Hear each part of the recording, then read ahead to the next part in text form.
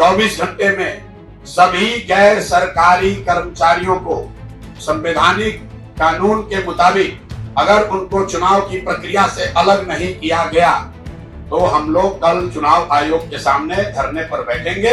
नमस्कार, live city देख रहे हैं आप। जनसुराज के संस्थापक साथ ही साथ जनसुराज के सिंबल पर बांकीपुर विधानसभा उपचुनाव में प्रत्याशी के तौर पर उतरे प्रशांत किशोर ने साफ साफ कह दिया है, आखिरी 24 घंटे का वक्त दे रहे हैं।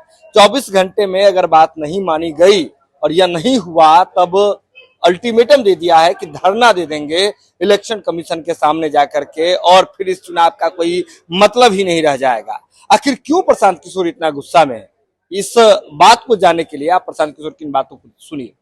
आप में से ज्यादातर लोगों को पहले से संज्ञान में आपके है, कुछ चीज तो आप लोग भी देख रहे हैं, लेकिन आज के प्रेस कॉन्फ्रेंस का एक महत्वपूर्ण उद्देश्य ये है कि हम लोग सिर्फ इलेक्शन कमीशन में डेलीगेशन भेजकर या प्रेस वार्ता करके रुकने वाले नहीं है। बीजेपी ने 1000 वर्कर लगाए हैं, नेता लगाए हैं, अभिनेता बुलाए हैं, वो उनका अधिकार है। लोकतंत्र में हर पार्टी को यह अधिकार है कि वो जितना ताकत लगाना है लगाए, जो भी लोकतांत्रिक तरीके से अलाउड है वो कर सकते हैं। जनता उसको देखेगी कि भाई एक प्रशांत किशोर को हराने के लिए अपने गढ़ को कहे जाने वाले बांकीपुर में बीजेपी को कितनी ताकत लगानी पड़ रही है, कितना संसाधन, कितने नेता लगाने पड़ रहे हैं। और एक तरीके से जनसुराज से हम लोग बहुत खुश हैं। हम लोग इसको अपनी जीत मानते हैं कि जो भाजपा के नेता, सांसद, विधायक, मंत्री कल तक अपने क्षेत्र में नहीं जा रहे थे, कम से कम चुनाव परिणाम आने से पहले ही ये लोग बांकीपुर के जनता के पास जा तो रहे हैं। तो एक तरीके से ये बड़ी लोकतांत्रिक जीत है, और ये जीत जनसुराज की नहीं है, बांकीपुर के उन मतदाताओं की है जिन्होंने तय कर लिया है कि वो किसी राजनीतिक दल के, किसी विचारधारा के बंधुआ मजदूर नहीं है।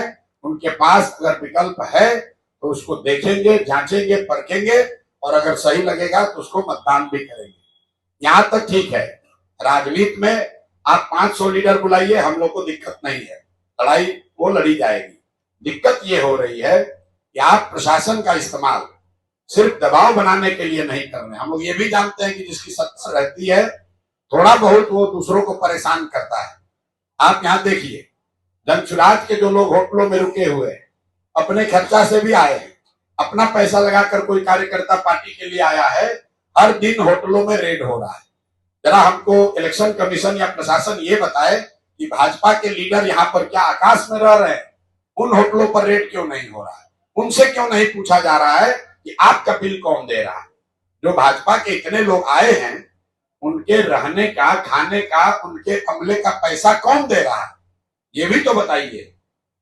लेकिन सबसे आगे जो कल घटना हुई है, पटना के डीएम ने जो ऑफिशियल ट्वीट करके ये फिर से वही घिनौना काम जो नवंबर 2025 में हुआ कि वोटरों के जागरूकता के नाम पर जो सरकार के हाफ पेड एम्प्लॉय हैं, जीविका दीदियां हैं, उनके जरिए फिर से महिलाओं तक पहुंच के उनको ये बताना कि अगर आप एनडीए को, भाजपा को वोट नहीं देंगे तो सरकारी सुविधाएं, आपका अनाज, आपका पेंशन, ये सब बंद कर दिया जाएगा। कल पूरे दिन हम लोग को ये सूचना आती रही है कि किस तरीके से जीविका दीदियां बैठके करके घर घर जाकर लोगों को बता रही हैं कि अगर आप भाजपा को वोट नहीं करेंगे तो आपका सरकार से मिलने वाली आपको सारी सुविधाएं बंद कर दी जाएंगी। और ये तब हुआ है जब डीएम ने अपने ऑफिशियल हैंडल से ये ट्वीट किया है कि जीविका की दीदियां यहाँ पर, और सिर्फ पटना की नहीं, पटना के इर्द गिर्द के कई इलाकों से जीविका दीदियों को यहाँ लगाया गया है, और उनको ये जिम्मा दिया गया है कि घर घर वो जाए और महिलाओं के बीच में बैठकर जागरूकता के नाम पर भाजपा के लिए वोट मांगे, उनको लालच दें, उनको डराएं। तो मैं इलेक्शन कमीशन से, हम लोग साथी 2 बार मिले हैं, आज हम लोग फिर ऑब्जर्वर से मिलेंगे। उन्होंने, जहां हमारे साथियों ने जो बताया है कि कल उन्होंने कहा है कि वो बिल्कुल आश्चर्यचकित हैं, क्योंकि चुनाव में सरकारी कर्मचारी भाग ले सकते हैं, चुनाव में जनता भाग ले सकती है, अर्ध सरकारी जीविका की जो दीदियां हैं ये सरकारी कर्मचारी नहीं है और इनका चुनाव में इस तरह से भाग लेना, उनको ऑफिशियली हिस्सा बनाना, ये सरासर बेईमानी है बिहार के लोगों के साथ, लोकतंत्र के साथ और बांकीपुर के साथ। तो आज हम लोग इलेक्शन कमीशन के पास जाएंगे, उनको ये अंतिम 24 घंटे का मौका दे रहे हैं। अगर कल तक जीविका की दीदियों को पूरे इलेक्शन के प्रक्रिया से अलग नहीं किया गया तो कल हम लोग खुद पार्टी के सब लोग इंक्लूडिंग माई सेल्फ, हम लोग कल इलेक्शन कमीशन के सामने धरने पर बैठेंगे। ये हम लोग बर्दाश्त नहीं करने वाले हैं कि फिर वही कीजिए जो आपने नवंबर 2025 में किया। इलेक्शन कमीशन ये समझता है, यहाँ के पदाधिकारी ये समझते हैं कि डेलीगेशन आएगा, नोटिस देंगे, हम उसको इग्नोर कर देंगे, चुनाव जीत जाएंगे और फिर उसके बाद कहेंगे देखिए जनता हमारे पक्ष में है। भाई यहाँ पर भाजपा बिल्कुल हार रही है। अगर नहीं हार रहे हैं तो कल तक ये कह रहे थे कि कुत्ता बिल्ली को भी खड़ा करेंगे तो बांकीपुर जीत जाएंगे। आज इतनी घबराहट है कि पूरी की पूरी भाजपा लगी हुई है। लोग घर घर जा रहे हैं, किसी को समझाया जा रहा है, किसी को डराया जा रहा है, किसी को खरीदा जा रहा है, पैसा खुलेआम बांटा जा रहा है, ये सब हो रहा है। हम लोग इस पर ऑब्जेक्शन कर रहे हैं, लेकिन हम ये मान कर चलते हैं कि भाजपा ये सब करेगी। लेकिन जिस तरीके से सरकारी कर्मचारियों का इस्तेमाल आप कर रहे हैं, जीविका की दीदियों को, हजारों दीदियों को लगाकर, क्योंकि ये महिलाएं ये माध्यम है कई सरकारी योजनाओं को महिलाओं से कनेक्ट करने के लिए, ये जब जाकर कहती हैं कि आप वोट नहीं दीजिएगा तो आपको अनाज मिलना बंद हो जाएगा, वोट नहीं दीजिएगा तो आपको पेंशन मिलना बंद हो जाएगा, ये सरासर बेईमानी है। मैं जानता हूं कि अभी आप भाजपा वाले बोलेंगे ये लोग हार रहे हैं इसलिए बोल रहे हैं। भैया ऐसा है, ये हारने का नहीं, हार आप रहे हो इसलिए हर दिन एक नया हथकंडा अपना रहे हो। जैसा रामबली जी ने बोला, पहले आपने 6000 कार्यकर्ताओं को लगाया, फिर आपने 200 एनडीए के विधायकों को लगाया, फिर सारे केंद्रीय मंत्रियों को लगाया, सबसे बात नहीं बनी तो अब अभिनेताओं को उतारा है। किसी से बात नहीं बन रही है तो अब कल आपने जीविका दीदियों को उतारा है।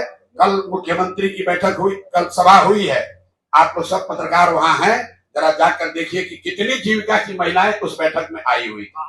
पूरे इलाके से सरकारी खर्चे पर जीविका की महिलाओं को बस में भर के बाजाबता टारगेट देकर कल सभा की गई। यहां तक भी चलिए मंजूर है, आपको भीड़ दिखा रहा है दिखाइए, बांकीपुर की जनता उसको समझेगी।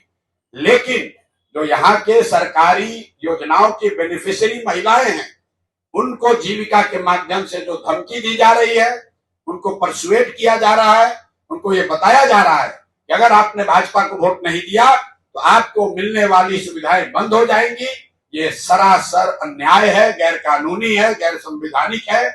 अगर चुनाव आयोग अगले 24 घंटे में इस पर संज्ञान नहीं लेता है, माननीय डीएम महोदय, अगर वो इसको अपने ट्वीट को हटाने से नहीं होगा, उनको ऑर्डर पास करना होगा कि कोई भी जीविका से जुड़ी हुई महिला, कोई भी कर्मचारी, सिर्फ जीविका नहीं, अर्ध सरकारी कोई भी कर्मचारी चुनाव आयोग के नियम के अनुसार चुनाव का हिस्सा नहीं हो सकता है।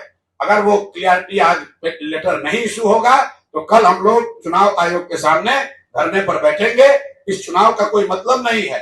अगर आप वोटर को आपने 25 में खरीदा, आज आप उसको धमका रहे हैं, क्योंकि आप सरकार में हैं, तो आप कह रहे हैं भैया नहीं दीजिएगा वोट, आपका योजना बंद कर देंगे, तो ये हम लोग को मंजूर नहीं है। मैंने आपको इसी के लिए आज बुलाया है।